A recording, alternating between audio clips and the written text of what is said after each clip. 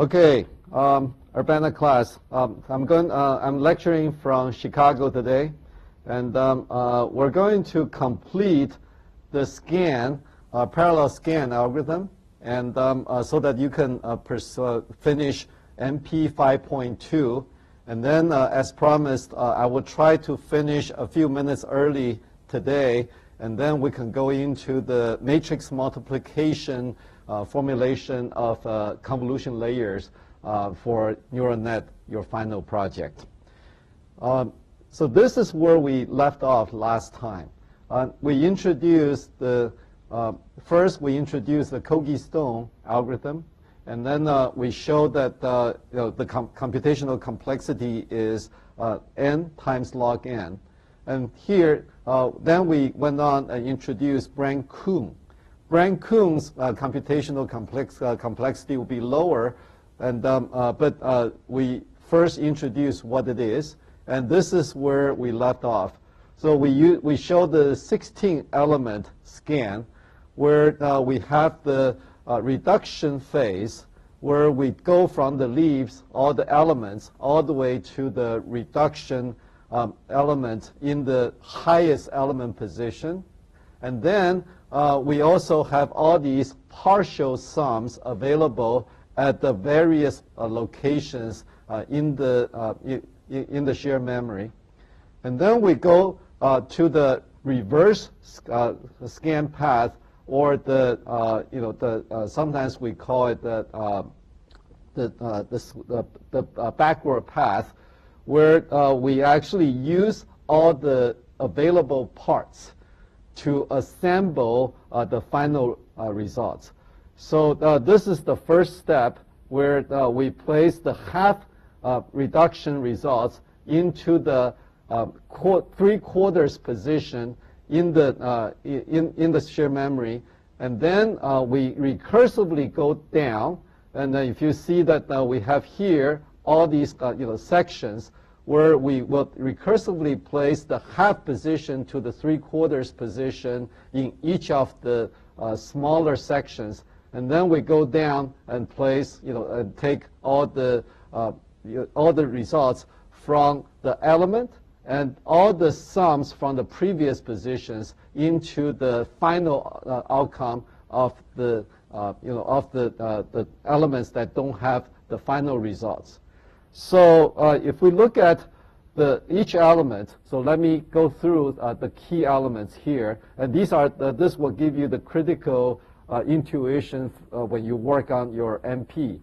So at the end of the reduction step or phase, we're going to have the final result for X15 in this example, and then we also have these parts. So X7 contains all the reduction results from the first half, and then we have these parts. X3 will have the final result all the way from 0 to 3, and X7 has all the results from X4 to X7, and X11 will have the partial results from X8 to X11.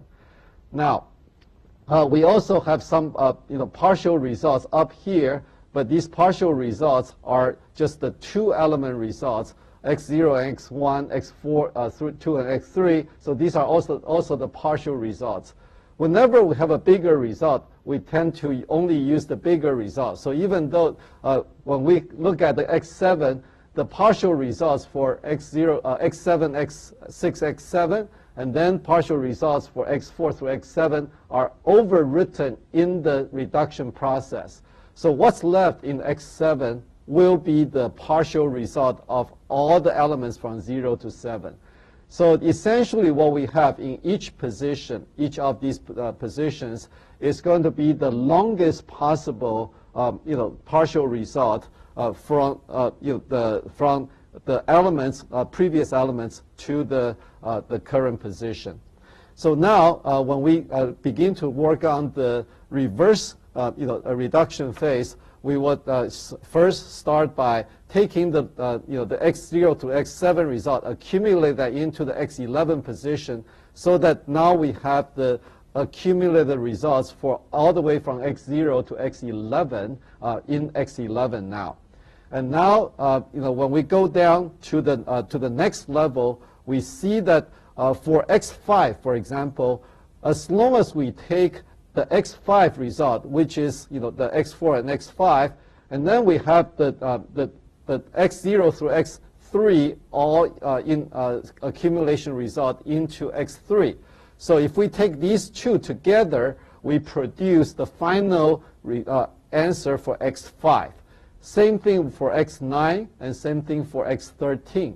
So after the first step of the reverse scan phase, we will have the final outcome for x11. And after the second step of the reverse scan, we'll have the final results for x5, x9, and x13.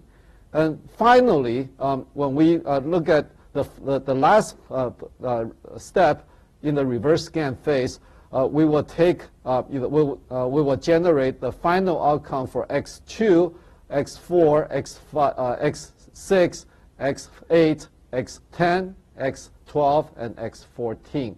And in each case, these odd positions already contain the accumulated results all the way up to that element, and the element before the position, and then we just add the element position, element value to these accumulated value up to the previous location, and then we can produce the final outcome for all the even numbers. So this is the 16 element example. When we process a longer list, all we're going to have is that we're going to have a bigger reduction tree. Essentially, we just recursively add another level in the reduction tree, and also in the inverse reduction tree, we will have recursive expansion for the for the next level. Essentially, this whole thing will become half of that inverse reduction tree, and we'll have another half, and we will have a strategic location from x15 to the 3/4 position, and then we have the complete inverse reduction tree. So as you can see, we're producing more and more of the final outcome from the middle element all the way down to these all the way to these quarters, and then the eighth, and then all the way down to the final even elements.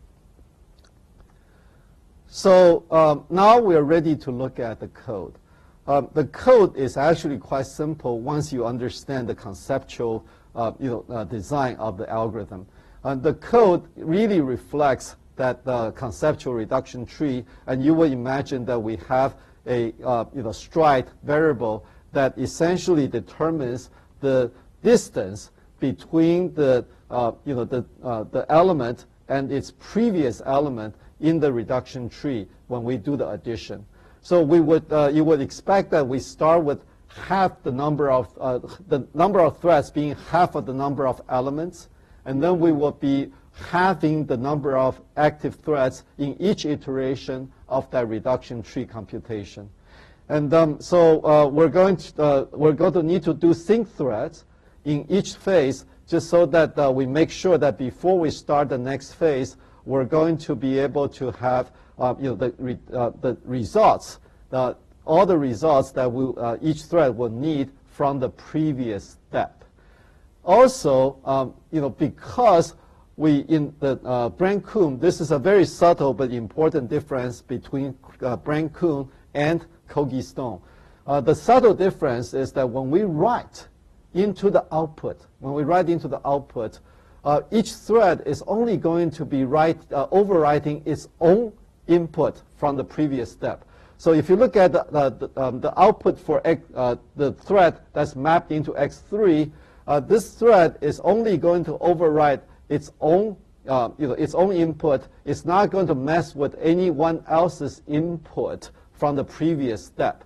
So therefore, we don't need to have that second sync thread before we write into the output of the current iteration. So if we now look at the code, it will become quite simple when we start to look at each line.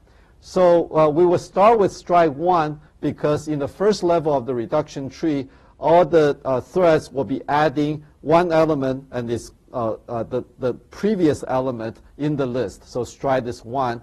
And then we will test whether the stride has reached, reached the block size. If the stride has reached the block size, that means that we have already completed that reduction tree. So for, the last iteration of the while loop should be adding the element 15 from with the element value that is half of the the size of the element away, which is exactly the block size. So the distance here in the last iteration will be the block size.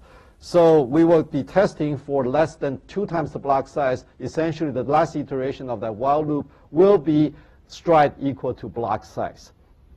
And then when we go into the while loop, we first do sync threads to make sure that all the input elements are already produced.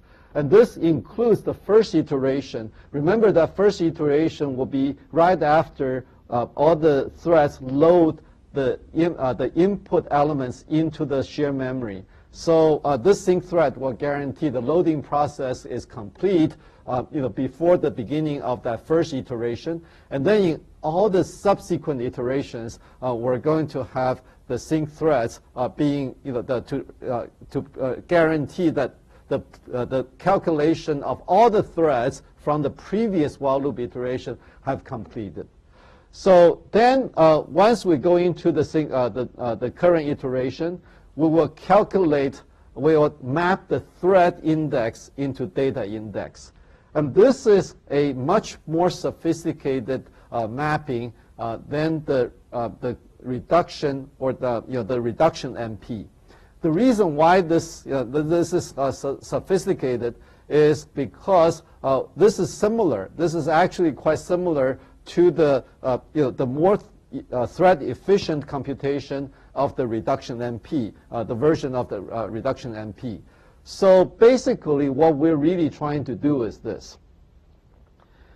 If when we calculate the mapping of the thread index to the data index, we're going to want to map the thread. So this will be done by thread 0, thread 1, thread 2, thread 3 in that first iteration. And in order to achieve good thread efficiency, we're going to have thread 0, thread 1, thread 2, thread 3 to do the second iteration. Notice that these threads are being mapped into different the data locations in the second iteration. And then we're going to have thread 0, thread 1 mapped into 7 and 15, and finally thread 0 is going to be doing the final summation for position 15. So we're going to be mapping the thread index into the data index so that we always still will have the first few threads active and all the remaining threads will be inactive. And the first few threads will have their thread indices magnified and spread out into the data positions so that they can do the addition properly for those data positions and write into the appropriate data positions. By multiplying the thread indices by some numbers and then spread them out into the data positions, we maintain the efficiency and reduce the divergence as we have seen in the reduction MP.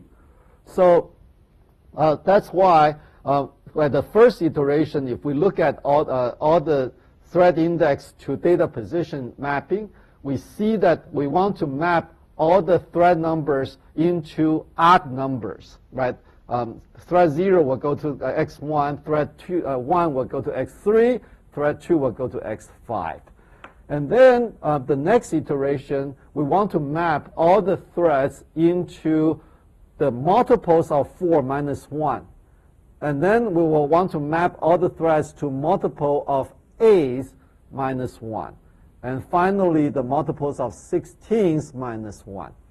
So we see that we want to be able to produce, map the threads to 2 to the power minus 1 in the mapping. And this is very important, and this is an extremely important mapping technique, a more generalized mapping technique compared to the 5.2. It's just a small step into the complexity and generality, but this is this gives us a very powerful, frequently used mapping of thread indices to data indices. And obviously, there are, there will be also some variations. For example, if you think about it, if we want to have multiple threads to, each thread to handle multiple elements, and then eventually do the reduction tree, then we will need to have a slightly different mapping. And this is actually one of the exam questions from the previous semester, and I would like to encourage you to work on those kind of variations after you complete the MP 5.2.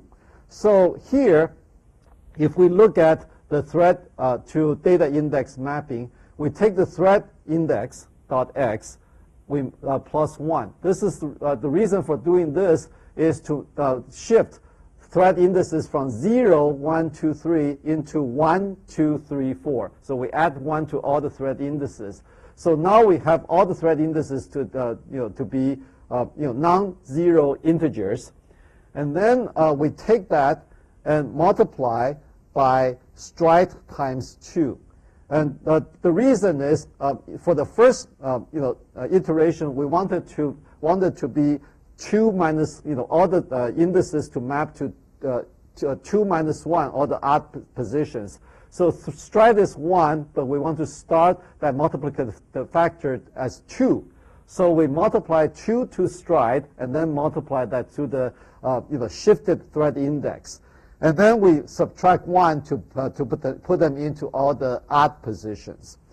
In the second iteration, what happens is that we're going to do the same thing with the thread indices. So all the thread indices are still going to be 1, 2, 3, 4, 5. But then because stride will be multiplied by 2 in the next iteration, so stride will be equal to 2. So in the next iteration, when we multiply 2 to stride, we'll get 4. So this will map all the thread indices to the data positions that are 4, multiples of 4 minus 1 in the data position.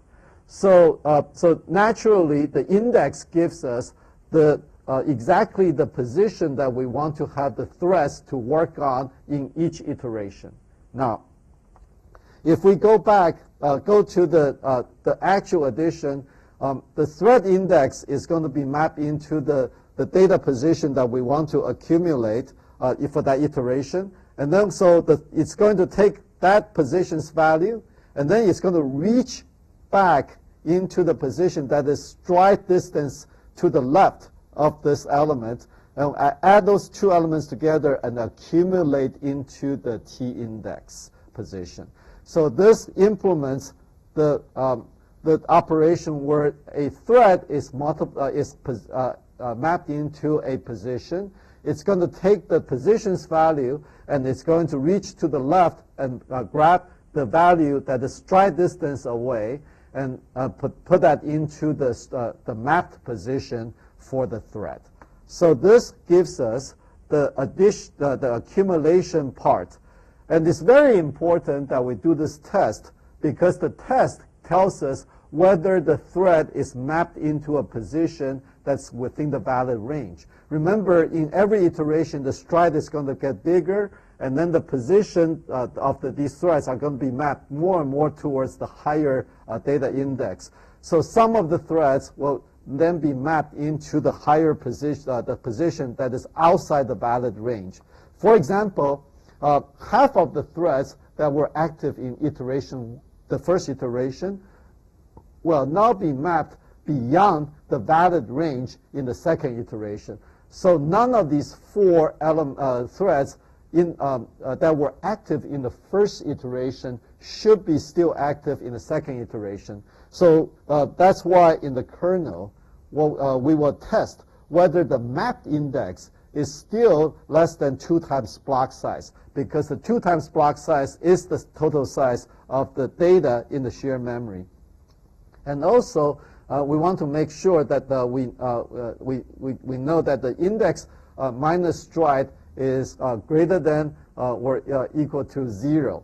So this make sure that if we are somehow on the smaller side and we try to reach out to the beginning of the stride, beyond the beginning of the element, we will not be accessing anything negative.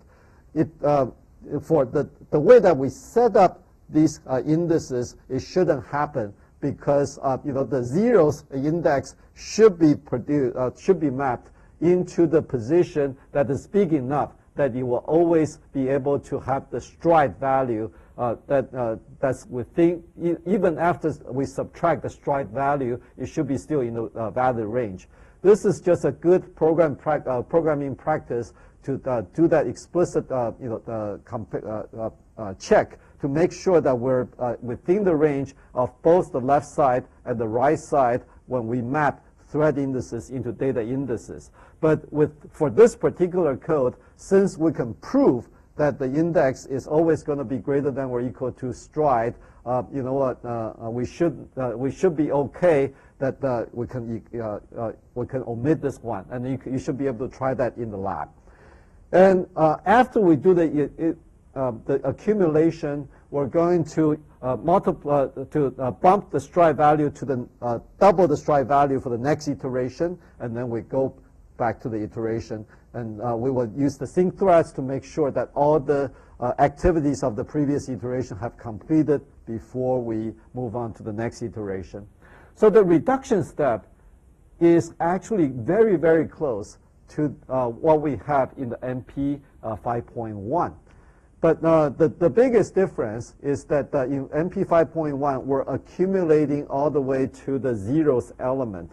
And so that's why the thread index to data index mapping is a little bit simpler for the MP 5.1. Now, the inverse. So this gives us the kernel, and then the kernel. Oops.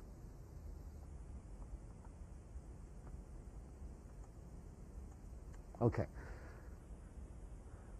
So then we have the inverse post-scan kernel here. The inverse post-scan kernel is actually the more confusing part, and I'm going to make sure that everyone understands the design of the inverse or post-scan kernel or inverse reduction kernel step, that so that everyone knows exactly how to write the code without cutting and pasting the code. So this is still inside the same kernel, but this is after the while loop for the scan pass. So after the forward pass or the reduction step phase, we're going to come down to the post-scan phase of that same kernel. So remember that we're going to start with a stride value that is half of the block size, or 1/4 of the data length in the shared memory. So that's why we're going to take half of the block size and assign that into to initialize the stride value for the second part of that kernel. And then we're going to go into a while loop. And the while loop is actually going to be somewhat interesting. It can be confusing unless you have the right intuition. So let's go back to the post-scan design here.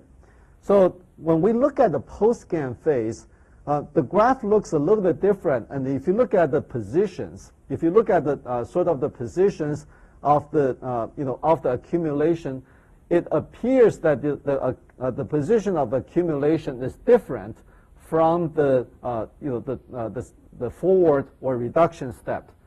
However, if you look at the pattern, So for example, if we look at the first one here is trying to accumulate the halfway position and the three-quarters way position into the three-quarters way position.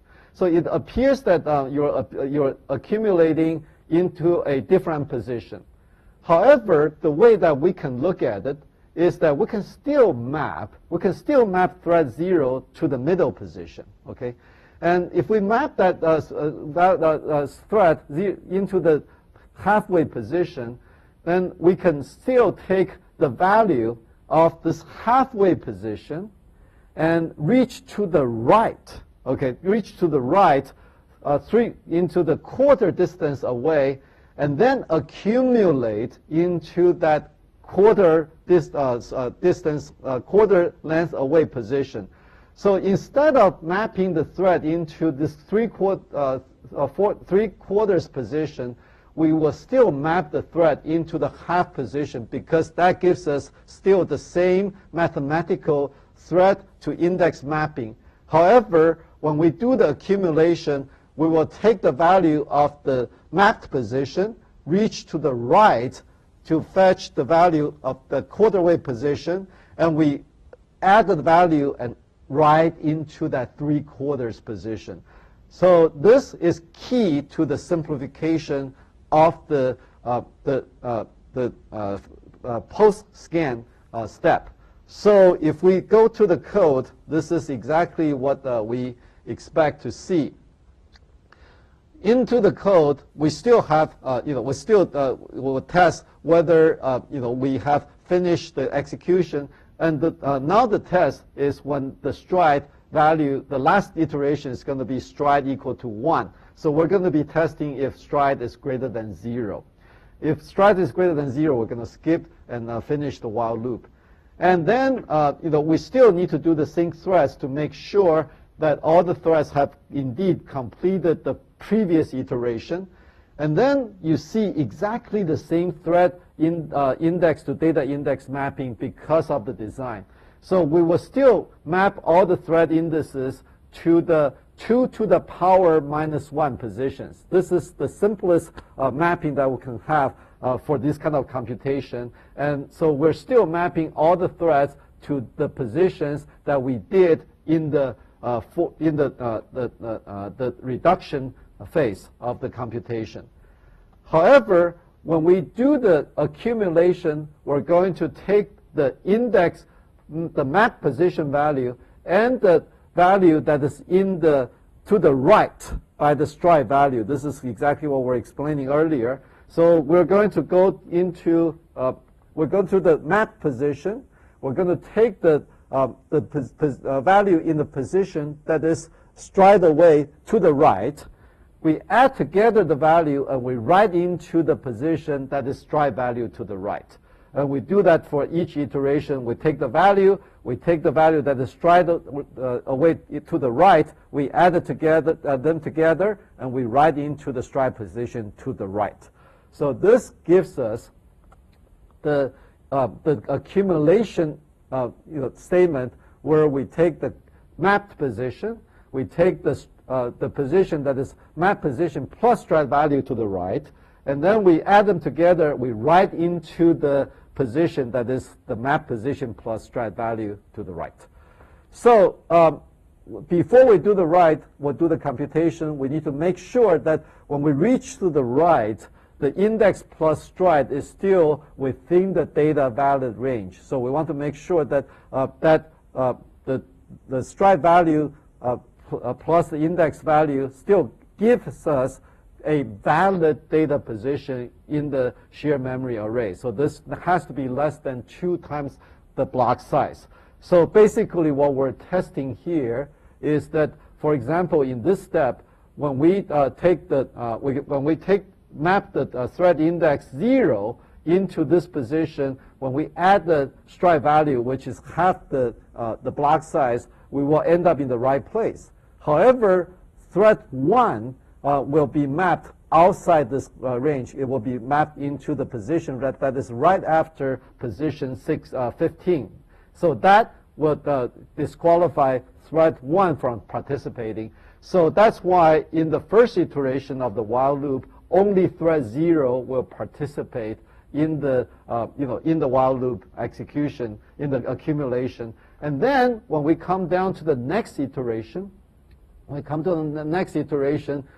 we reduce the stride value by half, when we map all the indices into the data positions, now when we add stride to the mapped index, there will be 3 threads that will be qualified to execute, and then thread 3 in this in the next iteration will be mapped right outside, and so 3 and beyond will be disabled.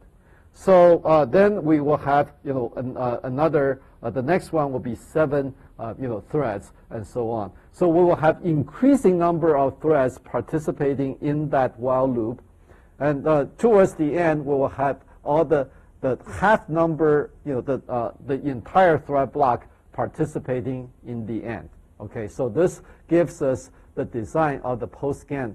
And so many students were confused in the past about this thread to data index. So this is yet another point in the class where you really need to go and use the small examples to see how this kernel is designed. This is a very important design pattern that we have in one-dimensional computation for massively parallel the systems. So if you look at if you totally understand the design of the reduction phase and then the post-scan phase, then you are in a very good position to implement that kernel without having to constantly referring back to the lecture slides. And that's exactly what I encourage you to do. And this will allow you to begin to have a very concrete intuition about how the thread indices are being mapped into the data positions, and so that essentially you take consecutive threads at the beginning of your block and map them into, spread them out, and map them into these increasingly sparse data positions, and in the post-scan phase, start with very sparse the data positions, and then begin to have increasingly dense data positions in the while loop. And this gives you the best possible divergence behavior because all the warps will tend to be either active or inactive. So for the first, let's do a little bit of a work analysis of this kernel. So let's first start with the kind of the more theoretical part of the analysis. If we, if we look at the amount of work that we're going to do for the example, then we see that we are the inclusive scan will execute 2 times log n parallel iterations. Log n iterations from the during the reduction phase, and log n iterations. So the log n iterations for the reduction step, and log n minus 1 iterations in the post-scan phase. So in general, we say that we have an order of log n. It's really 2 times log n minus 1 iterations in our computation. So in the iterations that we have, we'll be doing half n. There will be half n additions in the first step of the reduction phase, first iteration of the reduction phase, and then we have quarter n additions in the second iteration of the reduction phase, and all the way down to 1 in the last iteration of the first while loop. And then when we go to the post-scan phase, we will have 2 minus 1, which is 1. The 2 minus 1, addition for that first iteration, and then 4 minus 1 iteration, 4 minus 1, which is 3, 3 additions in the second iteration, and then 7 minus 1, add operations for the third iteration. So if we generalize it, we will see that we will have 2 minus 1. Essentially, this is the 2 to the 1 minus 1, and then we will have 4 minus 1, and so on, all the way until half n minus 1. So in the 16-element example, that will be 16 divided by 2, which is 8 minus 1. So in the end, we'll have 7 additions in that last iteration. So we add these up, and we can generalize it. So we do give you the calculation for the 16-element example. Okay, the 16-element example, and then so this will generalize into n minus 1. So the first 2, essentially 1 plus 2 plus 3 all the way to half n will give us n minus 1. And then for the second one, we see that we're going to have the second part will add up to n minus 2 because we have a missing 1 in that sequence. So if we just add up 2, 4, to n minus 2, we will get n minus 1, and then minus the missing 1, so we get n minus 2 here. And then we have log n minus 1 of these 1s, so we will subtract log n minus 1 right here. So when we get the general formula to be 2 times n minus 1, and then the minus 1 here and the minus 1 here cancel, so we have 2 times n minus 1 minus log n.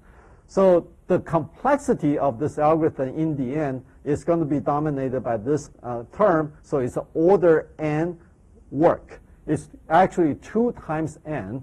So we do about 2 times more work than the sequential algorithm because we're doing those two up and down phases. So as we can see, the total number of the computational complexity of this algorithm is less than the Kogi-Stone method because now we have reduced the computational complexity of this algorithm down to order n. And the benefit of the parallelism can easily overcome this 2 times, the 2 times the number of operations compared to the sequential algorithm. So if we compare this method with sequential algorithm, we see that we do 2 times more additions, we do more complex indexing, and so on. So this would easily give us kind of the overhead of maybe 3 to 4 times altogether. So this goes back again to my comment about parallel execution. So if we have at least 4 times of the execution throughput in our system, then we can break even, more than break even. But then if we have A or more times of execution throughput in our system, we can actually get speed up. This is the reason why, in modern GPUs, we usually have probably about 10 to 20 times of the execution throughput compared to a typical same generation CPU. So that's why for scan kind of computation, we will typically have somewhere around 4 times, 5 times speed up over, for the GPU compared to a comparable generation CPU. It's, some of that is consumed by the additional, execution, overhead for parallelization. So this is compared to sequential execution, the best possible sequential execution on a CPU. So let's take a look at the comparison between Kogi-Stone and Brain-Coon. So this makes a very important case here. Kogi-Stone requires that we have almost the same number of threads as the data elements, whereas Brain-Coon will require only half the number of threads as the number of data elements. So Brain-Coon uses half the number of threads compared to Kogi-Stone. So this allows us to use the thread resources better. If we have a fixed number of threads that we can accommodate in each of these streaming multiprocessors, from the threading point of view, we should be able to accommodate twice the perform computation on twice the number of elements in Brain-Coon compared to Kogi-Stone, given the same number of threads. So this is a good point. And then, so each thread should load 2 elements into the shared memory, rather than compared to Kogi-Stone, where each thread will load 1 of the elements into the shared memory. On the other hand, when we compare the latency or the number of steps that it takes, while loop iterations that it takes to finish the computation, Brain-Coon will take twice the number of steps compared to Kogi-Stone. So that's why we would need to be able to take 2 times the number of steps in order to finish each of these scans. So that's why if we truly care about the speed of the scan for each thread block, then we tend to use Kogi-Stone, and so that we can produce these scan results as quickly as we can. So this is the reason why, even though Brain-Coon has essentially better computational complexity, and it uses but because it uses twice the number of steps, then when we really care about speed, we will actually still use Kogi-Stone within the thread block. One subtle point in this comparison, which is actually conceptually very important, is that the computational complexity for Brain-Coon is not as pronounced or as beneficial in the GPU environment, because when we use fewer and fewer threads, and this is the reason why we have less computational complexity. If you look at the Kogi-Stone, the number of threads dropping out of these steps is slower than Brain-Coon. That's a fundamental reason why Kogi-Stone still has n log n complexity, whereas Brain-Coon, the threads drop off the computation much more quickly. So that's why Brain-Coon has order n. However, in a GPU environment, when the threads drop out of the computation, you're disabling those threads, but they still consume resource. That's why, even though it has theoretically less computational complexity, it does not really help you in terms of the computation resource consumption. They still need to be executed, but they just get disabled in the test. So that's why the computational complexity is in reality not as important when we look at the computation within a thread block, simply because the warps that are turned off still consume the resource as you go. Whereas if you have a much bigger system, and you can use, you can actually, use fewer and fewer, you can really use fewer threads to do all the computation, then you will be able to benefit from the Brain-Coon reduced complexity. So in hardware design, Brain-Coon definitely saves half of the resources, because you only need to produce half the number of adders in a hardware design. But then Brain-Coon would require 2 times the latency of of these gates. So that's why in the hardware design, the trade-off is much more clear. And if you use Kogi-Stone, you will be building a lot more adders, into the bit level, to build more adders into your function unit compared to Brain-Coon. So this is actually one of the subtle points in parallel computing.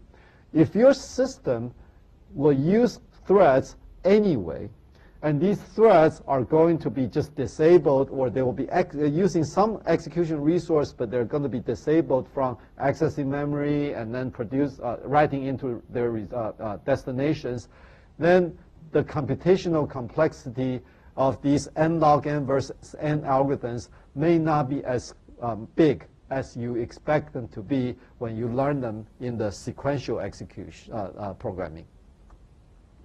So now we need to close the loop and look at how you will be able to produce scan result for an arbitrarily long list. So in the previous kernels, what we have taught so far is how you can load a section of elements that are 2 times the block size, or in Kogi Stone, the same size as a block size, into the shared memory, and then we can use the reduction tree, or in the Brancun case, reduction tree plus the inverse reduction tree to be able to to produce the scan result for that that list. But the problem is, in reality, you can have much longer lists that you need to process than what you can process within each thread block. So this is what we call a segmented approach, where we will have every thread block to perform scan on a section of the original data. Okay, so here we're using an example where we need the number of elements requires 4 thread blocks to process. So we were going to use each thread block to process 1 section of the list. So after the scan, we're going to have accumulation result from the beginning of the section to the end of the section.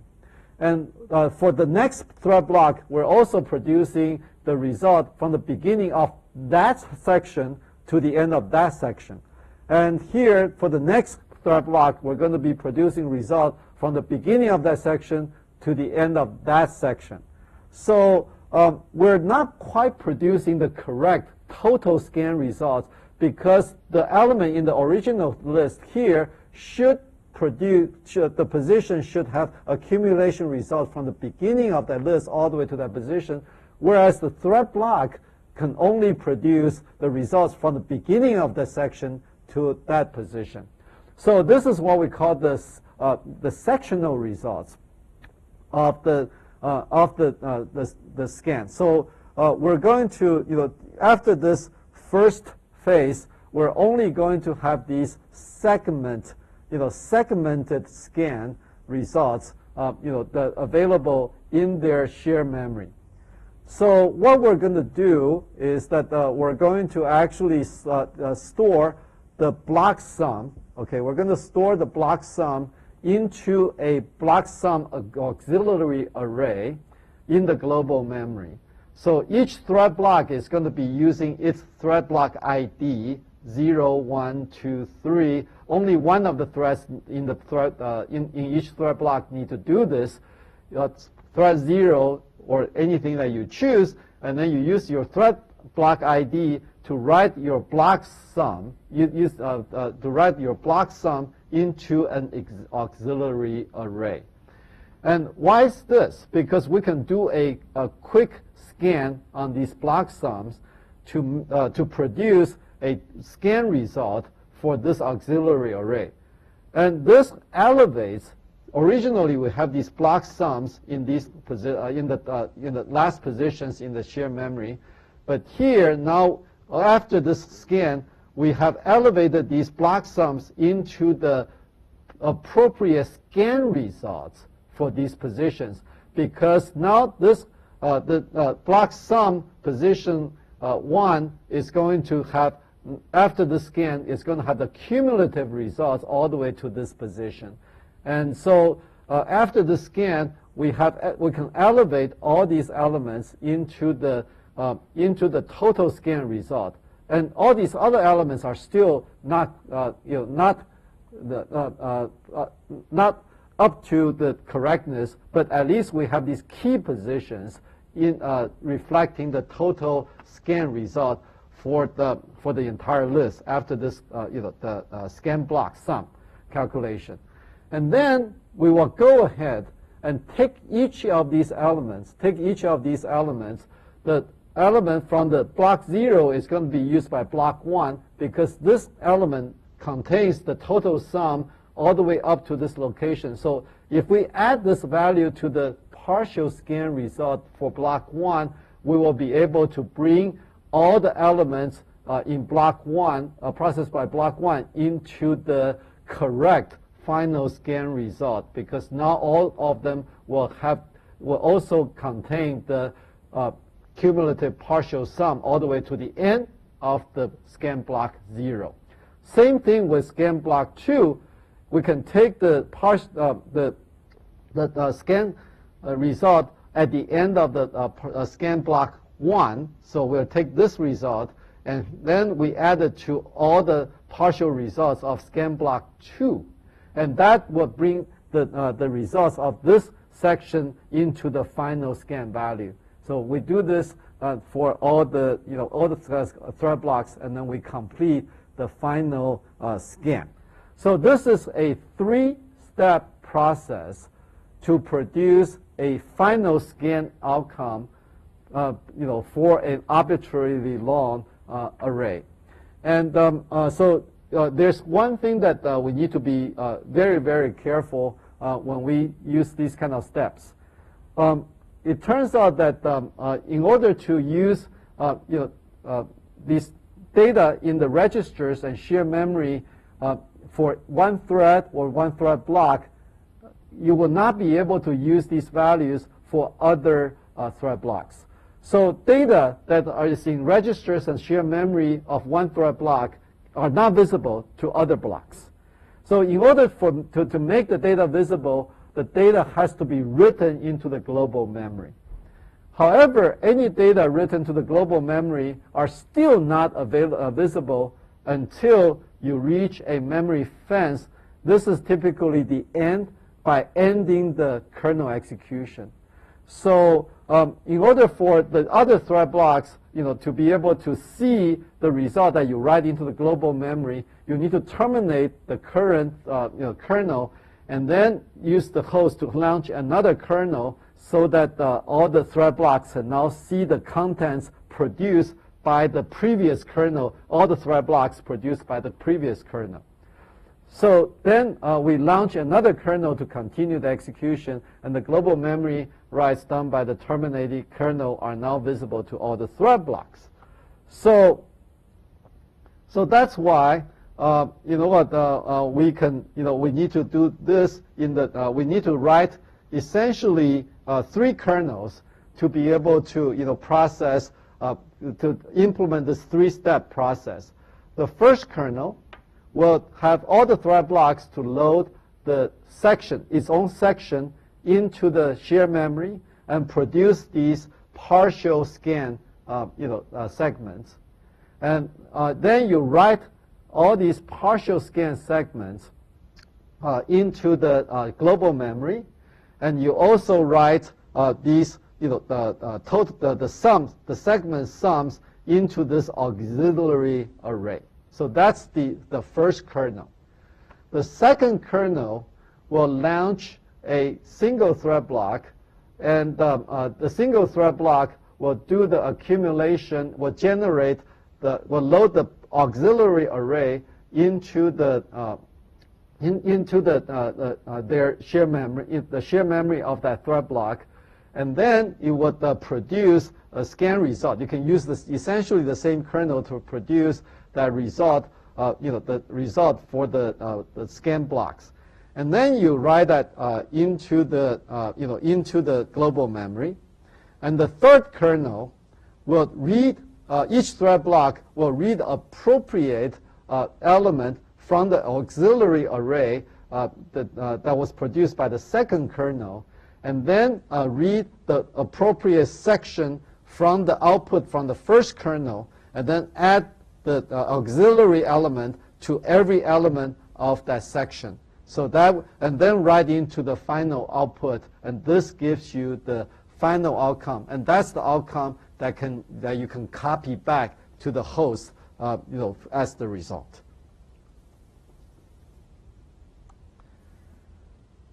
So in the lab, what we're going to have you to do is you're going to, to essentially, build the three kernels based on the Brain-Coon algorithm. And then, so essentially, we would be able to, for every section, every 2 times block dim data elements go into a thread block. And then, if you choose to use Kogi Stone, you will be able to only process the block dim.x elements in each section. And then you have every thread block to write the sum of its section into a sum array using the block idx.index. And then you run the parallel, but obviously you also need to write your partial output into the global memory. And then you run the partial scan, kernel on the sum array by launching only a kernel with only 1 thread block. And so, then you need to be able to, there's a special case. If the partial sum is too big for a single thread block, you will need to do something special. But for the lab, we make it things simple and will never give you more than 1,024 elements, for your the second kernel. And so then we add the scan sum array values to the elements of the corresponding sections in the third kernel. And this gives you a summary of the design of your 3 kernel implementation of NP 5.2. I want to say a few things about the other kind of scan, which is exclusive scan. So far, we have talked mostly about inclusive scan. Remember, the inclusive scan will have every element will be, every position will be the sum of all the previous elements up to that position. So for x0, it will be just x0. For x1, will be x0 plus x1, and so on. So that's the inclusive scan. Exclusive scan is very similar to inclusive scan, except that all the positions will have all the previous elements up to the position right before the position. So x0 will only be 0 because there's all the previous positions up to the previous position will have nothing, and then x1 will have everything up to x0, so that's x0. x2 will have everything up to x1, so that's x0 plus x1, and finally for the final element, we will produce the final element position will be x0 all the way to xn minus 2. So this is called exclusive scan because the result at every position will not include the original element in that position. So if the operator is an addition, and if when we look at the previous example, the small example that we showed at the beginning for inclusive scan, the exclusive scan will now have 0, and then 3, and then 4, which is 3 plus 1, and 11, which is 3 plus 1 plus 7. And so every scan element is going to be all the elements up to the position that is just before the position. So why is exclusive scan useful? The exclusive scan is useful because it gives us the beginning pointer of a memory allocation. That is, let's say if we have 8 processes, and each process would like to have 3 bytes, 1 byte, and 7 bytes. When we use the scan algorithm to allocate memory, exclusive scan will give us the offset for the beginning offset of each allocation. So because the first process requires 3 bytes, and you will start with 3, and then you will end at byte 2. So it's just 1 minus the next beginning position, and the next memory allocation will start with byte position 3, will end at byte position 3. So there's only 1 byte in that allocation.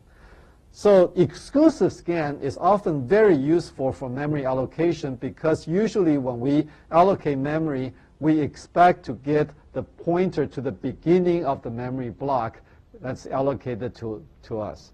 And the inclusive scan actually gives you the cutting point, or actually the ending position, the sort of the beginning position of the next allocation for the allocation. So oftentimes we would like to have the exclusive scan result and return these beginning pointers to the memory allocation request. So it turns out that you have multiple ways to do this. One is you can actually use the original elements and produce a algorithm that directly produce an exclusive scan outcome out of the list.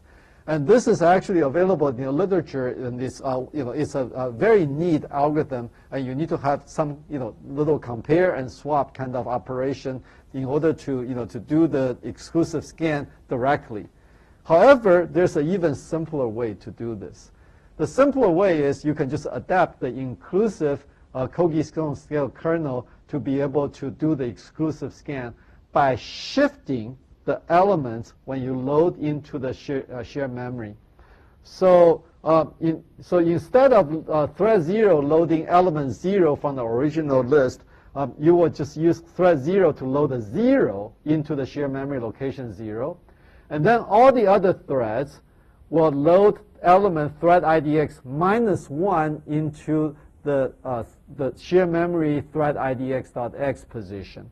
So essentially what we're saying is when we calculate the exclusive scan and we will load these elements into the shared memory, we will load 0 into the first location of the shared memory, and then we use every thread to load the element into a position that is 1 higher than its thread index, so that we will be able to, actually the thread index will grab a element from 1 minus its thread index to be able to put that into its position, so that thread 1, thread 2, thread 3 will just grab element 0, element 1, and so on into a list that is shifted to the right by 1 position, filled with 0 in the beginning. And this will allow us to use the inclusive scan kernel to produce an exclusive scan result of the original list. And we can do the similar adaptation for Brain-Coon, but we need to pay attention to each thread loads 2 elements. So only 1 0 should be loaded by thread 0, and thread 0 will need to load element 1 as well. So there's a little bit more complex shifting that you need to do in order to produce exclusive scan using Brain-Coon, simply because every thread needs to load 2 elements. So this brings me to an important point for all the engineers. I always go over this kind of phenomenon for all the engineering courses I teach. Oftentimes when we look at the solution to problems, we oftentimes will have some interesting trade-off between intellectual contribution and practical contribution. If you want to be able to take the original list in the shared memory and directly produce an exclusive scan, mathematically you can actually formulate something really nice. And then you will have somewhat different, what we call using the compare exchange kind of primitive to be able to implement that exclusive scan directly on the list. However, in reality, if we use the simple shifting method and use the standard inclusive scan implementation to implement the exclusive scan, it reduces software maintenance. It makes everything simple. But when you try to publish a paper about it, people will say, "What's so clever about it?" So that's why a lot of times the cleverness is in the observation that if you shifted the problem definition just a little bit and adjust the problem a little bit, you can use a much simpler method or using an existing method to solve the problem. Oftentimes in academia, we don't give this kind of solution enough credit. But in reality, in industry and so on, people give a whole lot of credit for this kind of approach. That's why I always make sure that when we teach this material, we oftentimes will have some very, very clever mathematical solution to these problems, but oftentimes you will be able to solve the problem even better if you just kind of tilt your head a little bit, look at the problem in a slightly different angle, and use a much simpler solution. So this brings me to an important story that I heard many years ago. When a lot of the U.S. Companies start to manufacture goods in China, this was a kind of an interesting story from that era.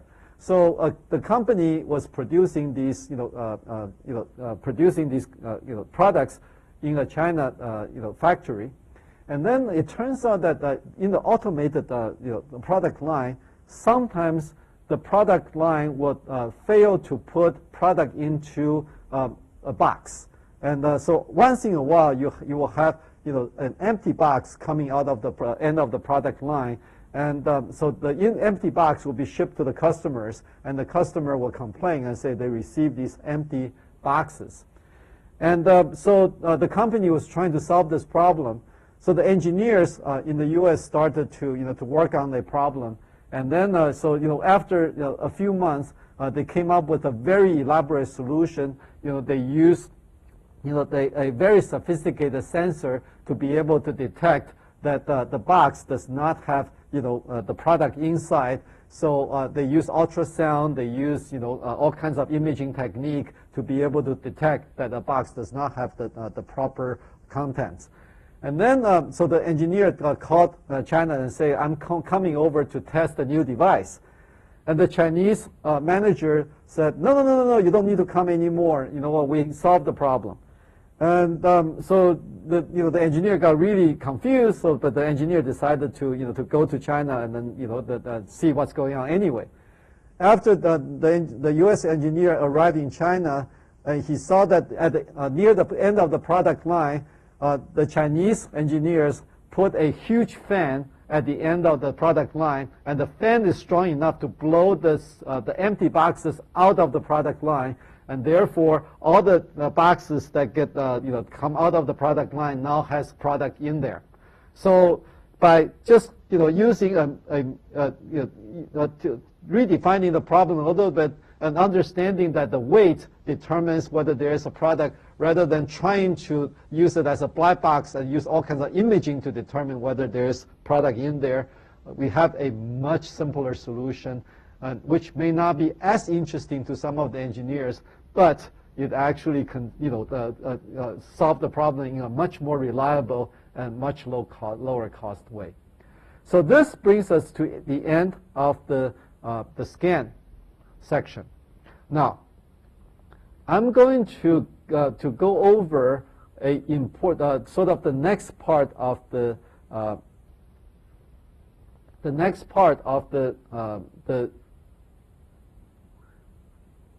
neural net implementation, so that you can continue to make progress beyond spring break on the implementation of the neural net. So Carl went over the implementation kernels for convolution layer, and you should implement that base convolution layer kernel, and that's going to be your first implementation. And here we're going to be talking about a few optimizations that you should do, and these optimizations are actually indeed implemented in real neural net frameworks commercially, and they're implemented through what we call the CUDNN on the GPUs. So here we show that we can implement a convolution layer with matrix multiplication, and this picture shows the basic idea of how we can use matrix multiplication to implement a convolution layer.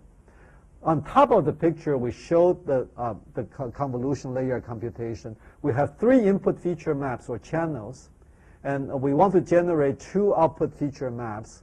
And so for each element of the output feature map, we want to take the weight and convolve that with the same number of input elements. And we need to do this convolution for all the 3 input channels and accumulate all these all the convolution results. So in this case, each output element will have 3 convolution results, each one from 1 input channel. So what we can do is we can actually linearize this computation by straightening up the convolution filter into a straight line. So we can take 1, 1, 2, 2, and straighten it up into 1, 1, 2, 2 in a matrix. So then we take the next filter and we straighten up 1, 1, 1, 1 into 1, 1, 1, 1. And then 0, 1, 1, 0 will be 0, 1, 1, 0.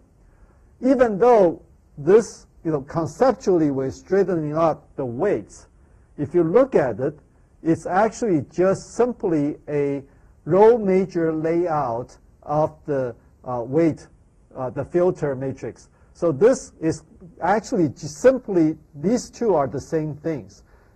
This is the conceptual 2-dimensional rendition, but in memory, it is indeed stored as 1, 1, 2, 2. So 1, 1, 2, 2 is naturally the first row of the resulting matrix, the first part of that row of the matrix. So this matrix here, the row of the matrix here, is no different than simply the concatenation of these 3 filters, because the 3 filters will be 1, 1, 2, 2 in the memory layout, followed by 1, 1, 1, 1, followed by 0, 1, 1, 0. So this is simply just another way of looking at 3 consecutive filter matrices in the memory layout. So now, the input is a different story. In order for the input to be able to have a linearized list of elements that can be multiplied to this filter, the sequence of filter elements, we're going to produce a linearized matrix column that will contain all the input elements that should be multiplied by each filter element. So this gives us 1, 2, 1, 1, 1, 2, 1, 1 in the, from the first input, and then we need to have 0, 2, 0, 3 from the second input, and then 1, 2, 0, 1 in the third, from the third input channel. So now we have produced a column of a second matrix that when we do the inner product of a row of the weight matrix and then a column of the second matrix, we will be producing a element in the output. And we can do that, the same thing, by straightening up the next input elements, because the next input elements that we need to use, we are going to have 2, 0, 1, 3 multiplied by the same filter, and we will produce that element 20. So we're going to take 2, 0, 1, 3, 2, 0, 1, 3 into a column, and then 2, 1, 3, 2 into that column, and then 2, 1, 1, 3 into the column, so that we produce a second column which correspond to these second parts of the input matrices that will also be multiplied by the straightened 1, 1, 3 filters to produce the element 20 in the output. So now we're at the end of the class, so I'm going to stop here, but I encourage you to go and read the textbook to see how this matrix will be able to also use to multiply with the second set of filters as the second row of this filter matrix to be able to generate all the output elements of the second output feature map. And next time, I'll also try to finish the lecture a little bit early to be able to show you how this approach can increase the memory access efficiency, and also to improve the execution throughput of the of the GPU when the input and the weight matrices are big. So I will see you after spring break. Be very careful when you drive. Drive for spring break. Don't speed, okay? And don't get tickets. Be safe, and remember to finish up the next milestone for next Wednesday, and also be prepared to submit milestone 5.2 after the spring break. So I want to make sure if you want to submit early, submit it before you leave for spring break, or if you really think that you have enough time, you can submit after spring break, but plan ahead so that you don't fall behind. Okay? I will see you right after spring break.